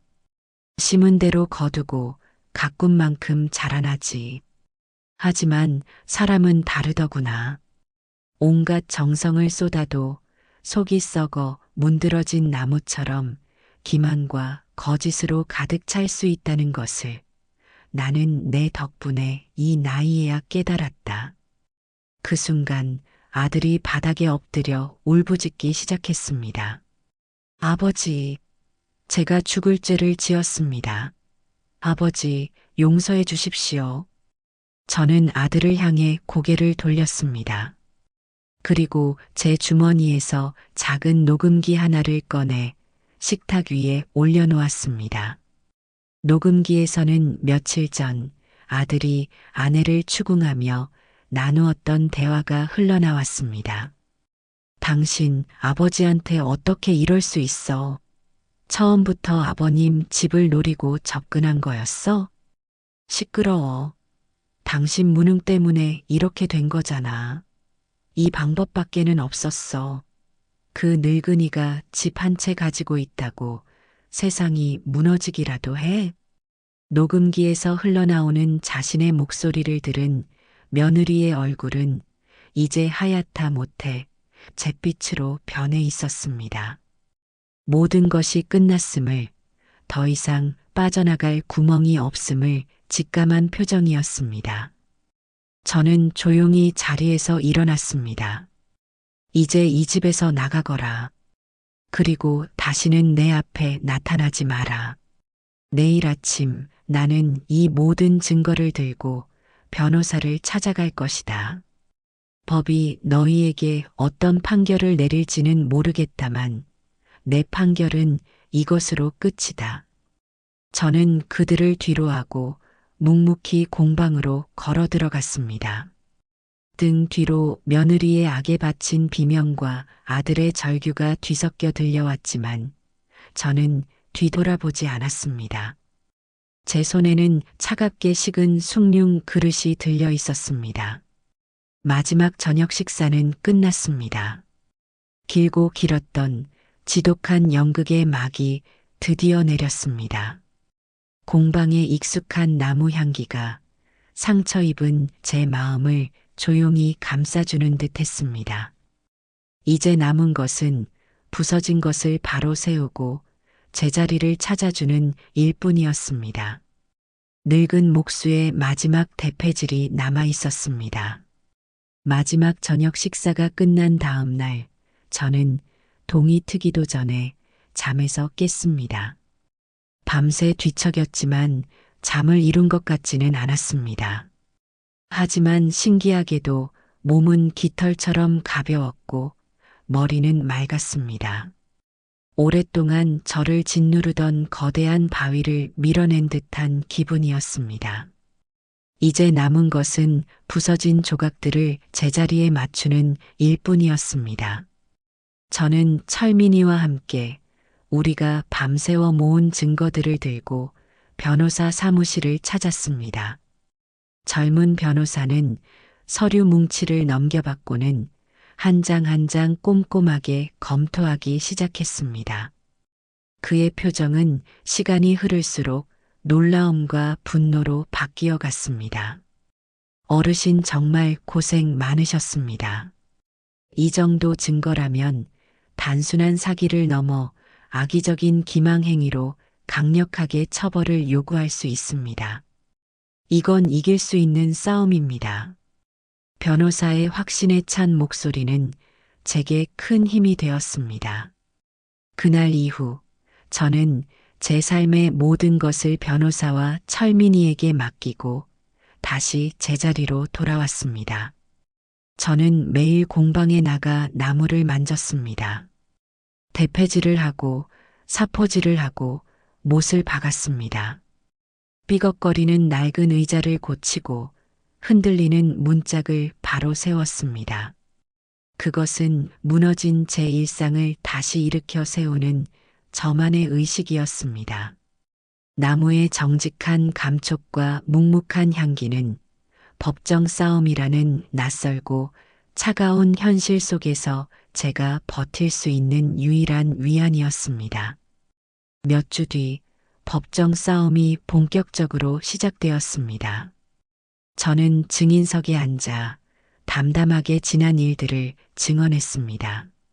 제 앞에 앉은 며느리 서연이의 얼굴을 마주하는 것은 쉽지 않은 일이었습니다.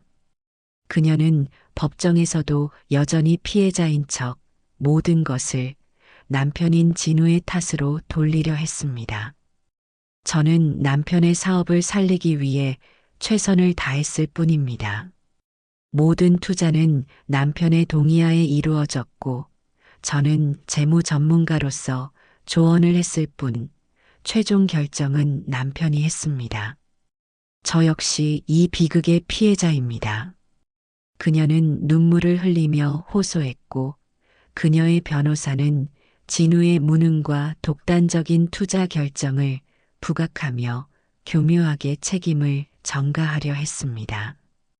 방청석에서는 동정의 수군거림이 들려왔습니다.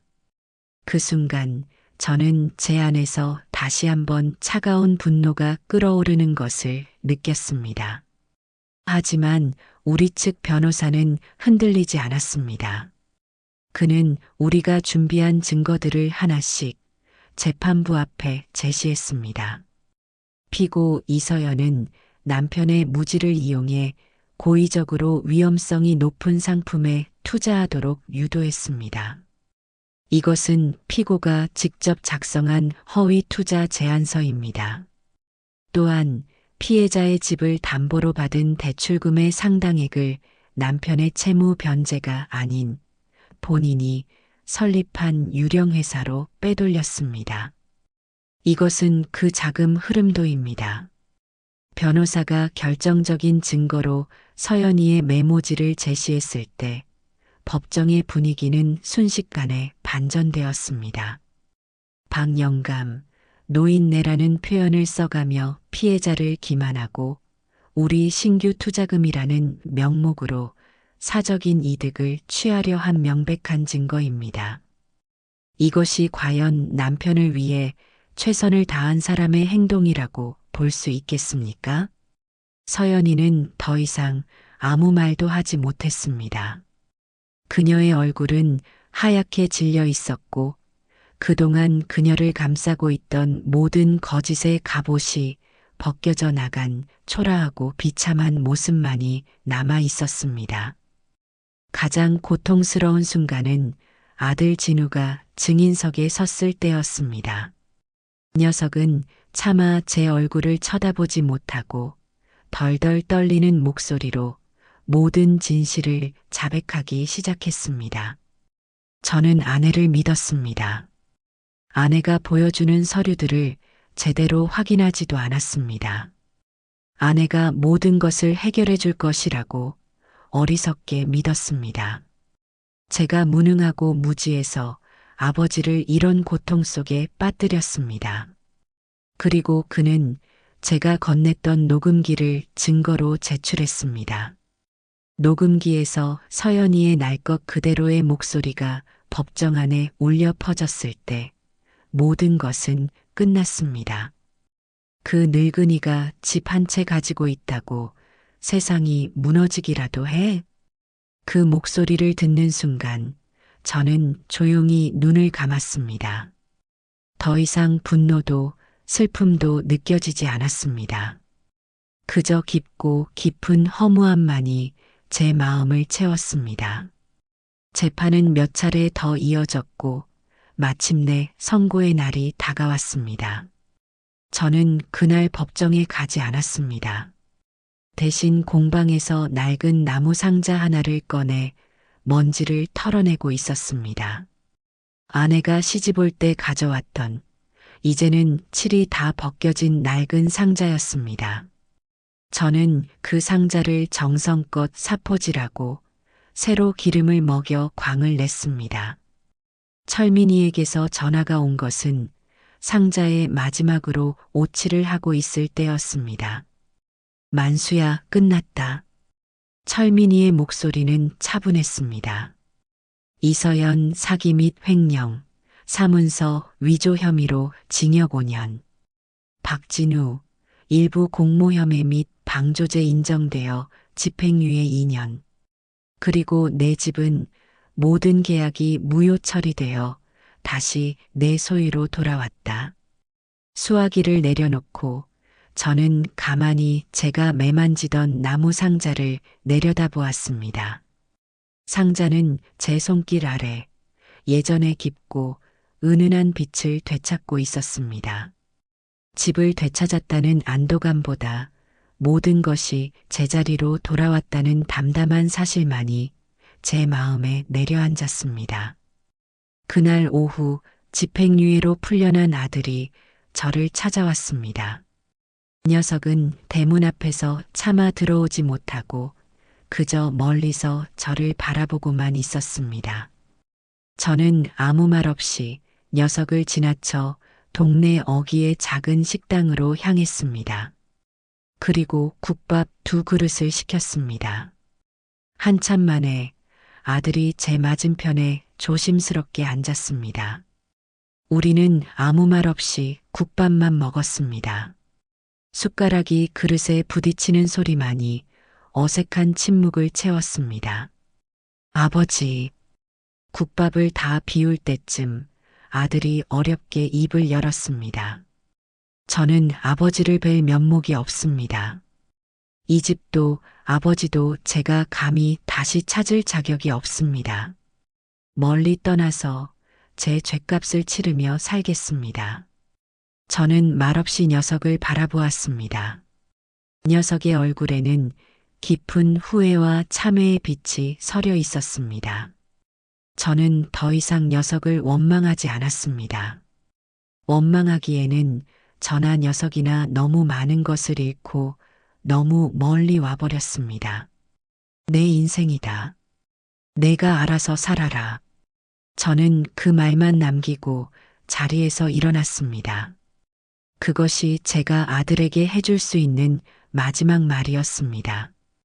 용서도 위로도 아니었습니다. 그저 한 인간으로서 자신의 삶을 책임져야 한다는 아비로서 해줄 수 있는 가장 무거운 말이었습니다. 집으로 돌아오는 길, 노을이 붉게 물들고 있었습니다. 저는 제 집 대문 앞에 서서 한참 동안 집을 바라보았습니다.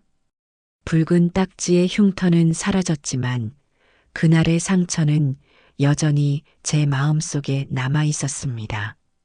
하지만 이제는 그 상처를 똑바로 마주할 수 있을 것 같았습니다. 심판은 끝났습니다. 법의 심판도 제 마음의 심판도 이제 남은 것은 이 상처 입은 집과 상처 입은 제 마음을 보듬고 남은 생을 살아가는 일이었습니다.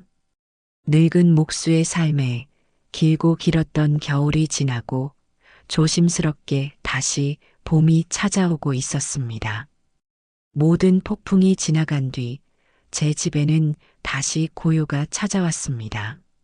하지만 그 고요는 예전의 평온과는 다른 것이었습니다.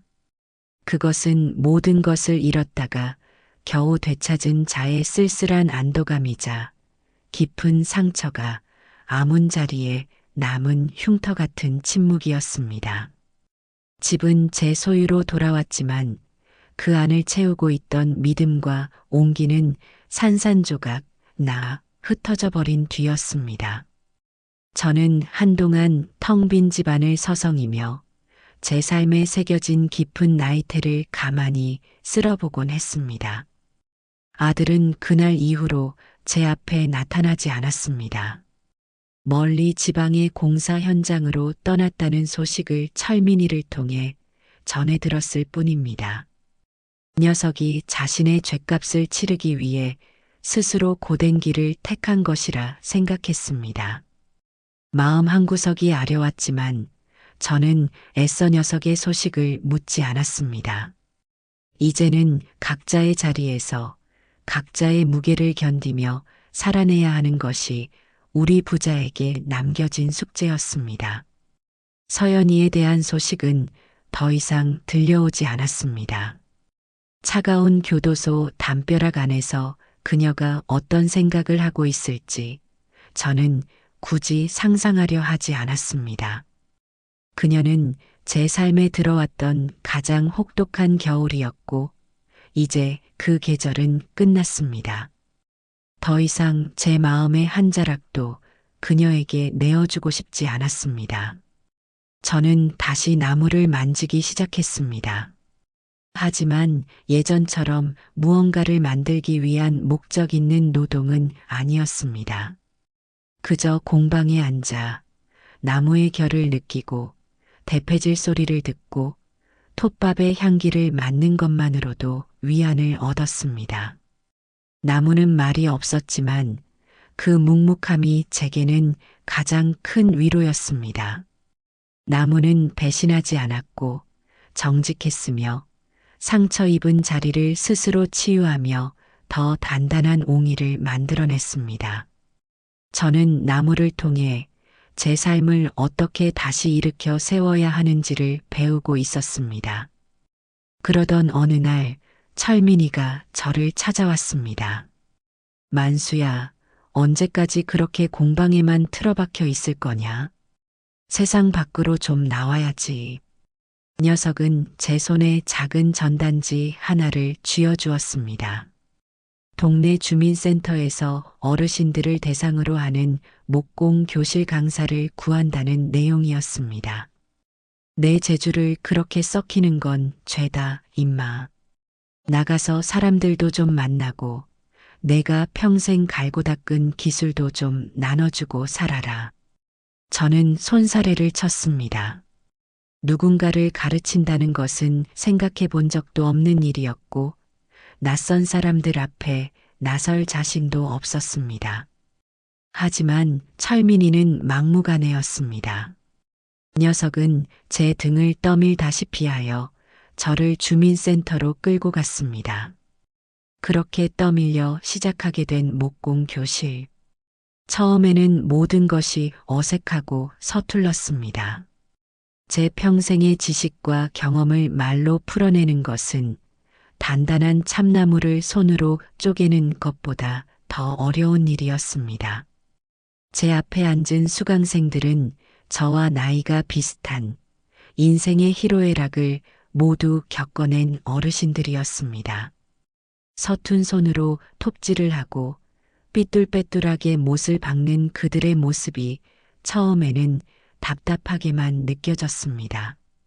하지만 시간이 지날수록 저는 그 안에서 새로운 의미를 발견하기 시작했습니다.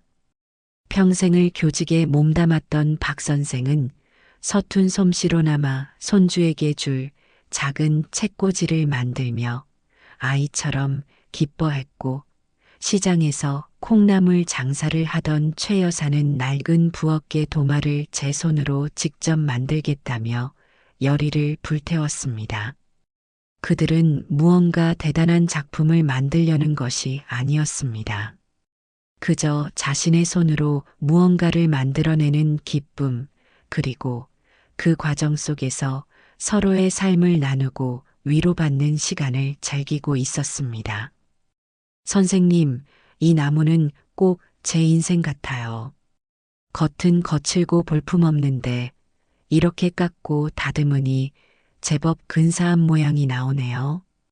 박 선생의 말에 저는 저도 모르게 미소를 지었습니다. 그렇습니다. 우리 모두는 상처 입고 거칠어진 나무와도 같은 존재들이었습니다. 하지만 서로에게 기대고 서로의 온기를 나누며 우리는 다시 한번 쓸모 있는 존재로 아름다운 무늬를 가진 존재로 다시 태어나고 있었습니다. 저는 그들에게 단순히 기술만을 가르치지 않았습니다. 나무의 종류와 성질, 그리고 각 나무가 가진 사연에 대해 이야기해 주었습니다. 비바람을 견뎌낸 나무가 얼마나 단단한 결을 가지게 되는지, 옹이가 박힌 나무가 때로는 얼마나 더 아름다운 무늬를 만들어내는지에 대해 이야기했습니다. 그것은 어쩌면 제 자신에게 들려주고 싶은 이야기였는지도 모릅니다. 목공 교실이 끝나는 날, 수강생들은 자신들이 만든 작은 작품들을 들고 와 제게 감사 인사를 전했습니다. 그리고 그들은 자신들이 돈을 모아 샀다며 제게 작은 선물 하나를 내밀었습니다. 예쁜 포장지를 뜯어보니 그 안에는 따뜻해 보이는 털 장갑 한 켤레가 들어 있었습니다. 선생님 손이 늘 차가워 보여서요. 이제는 따뜻하게 다니세요. 그 순간 제 눈시울이 뜨거워지는 것을 느꼈습니다. 며느리가 건네던 두둑한 돈 봉투보다, 아들이 사왔던 값비싼 선물보다 이 털 장갑 한 켤레가 제 마음을 더 깊고 따뜻하게 울렸습니다. 그것은 어떤 대가도, 어떤 계산도 없는 사람의 마음이 담긴 진정한 온기였습니다. 집으로 돌아와 저는 오랜만에 아내의 사진첩을 꺼내 보았습니다. 사진 속에는 젊은 시절의 저와 아내가 이 집을 지으며 환하게 웃고 있었습니다. 그 사진을 한참 동안 들여다보다가 저는 결심했습니다. 저는 공방의 문을 활짝 열었습니다. 그리고 박만수 목공방이라는 낡은 간판 옆에 작은 팻말 하나를 새로 만들어 달았습니다. 당신의 이야기를 만들어 드립니다. 저는 이제 더 이상 저 자신만을 위한 가구를 만들지 않기로 했습니다. 사람들의 사연을 듣고 그들의 이야기가 담긴 가구를 만들어 주기로 마음먹었습니다. 갓 결혼한 신혼부부에게는 그들의 미래처럼 단단한 참나무 식탁을, 첫 아이를 낳은 젊은 부부에게는 아이의 꿈처럼 포근한 자작나무 아기 침대를 만들어 주었습니다. 돈을 많이 받지는 않았습니다. 그저 그들의 행복한 얼굴을 보는 것만으로도 제 마음은 충분히 채워졌습니다. 제 삶은 이제 예전처럼 고요하지 않습니다. 공방에는 늘 사람들의 발길이 이어지고 그들의 웃음소리와 나무 깎는 소리가 어우러져 새로운 활기를 만들어냅니다. 저는 모든 것을 잃었다고 생각했지만 사실은 더 소중한 것을 얻었습니다. 그것은 돈으로 살 수 없는 사람 사이의 온기, 그리고 제 재능을 나눔으로써 얻는 기쁨이었습니다. 저는 이제 제 손의 거친 상처를 부끄러워하지 않습니다. 이 상처는 제 삶의 훈장이자 제가 겪어낸 모든 시간을 증명하는 정직한 기록입니다. 거칠지만 단단한 제 손을 내려다보며 저는 비로소 진정한 평온을 느낍니다. 모든 것을 잃고 나서야 저는 비로소 제 삶의 주인이 되었습니다. 그리고 깨달았습니다. 진정한 자부심은 내가 무엇을 가졌느냐가 아니라 내가 어떤 상처를 딛고 일어서서 어떻게 나의 삶을 다시 만들어가느냐에 있다는 것을. 늙은 목수의 눈물은 모두 마르고 이제 그 자리에는 나무처럼 단단하고 온화한 미소만이 남아 있습니다. 제 인생의 다음 장은 그렇게 사람들의 이야기와 함께 따뜻하고 향기롭게 채워지고 있습니다.